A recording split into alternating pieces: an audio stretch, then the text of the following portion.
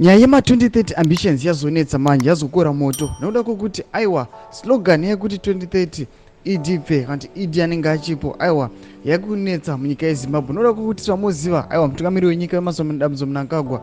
vakabuda pachena watira mashoko chikwakanzi aiwa inini am abided by the law ndotedzera constitution kuti kana constitution ichinditi ndo temu yangu upezira zvira kuti 2028 ndiri kusiya mumwe upinda ndozvandiri kutedzera asi pane zviitiko zvakuitika taona kuti kumasvingo ava vanhu tanga kukambenera vachiti aiwa 2030 idi anenge achipo sana mina mashoko anyogwa muzara nhasi topana kuti bva wasubscriber wolaika wotina on the bell icon noti munews wakusanyora vachiti President Emmerson Mnangagwa's bid to extend his rule to 2030 through a third term or by other means is still running despite his denial on the issue.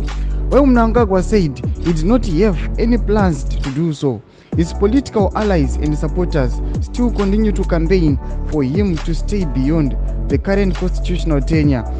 which ends in 2028. The mantra is that Mnangagwa will still be there in 2030. Sando mashoko ari kuda pana zvinzi aiwa idi Mnangagwa akanyasa kuda pachina kati aiwa 2030 ka aiwa ndingenda tosiya ndi 2028 ndo pari kupera temu yangu asi pane ma-allies aidi Mnangagwa aiwa ari kufamba chikambenera idi achiti aiwa 2030 idi anenge achipo amene zvichapera sei kuti vanhu vari kutongwa naidi here handi vanhu zvavo vari kungonakirwa nekutonga kwaidi vachiti aiwa idi ngaramba aripo pachigaro zvamongozanga kuti aiwa inawo dzinonetsa idzi nawo dzezvigaro aiwa inawo dzinonetsa zvingatomboiti vanhu vakagara vanoziva kuti aiwa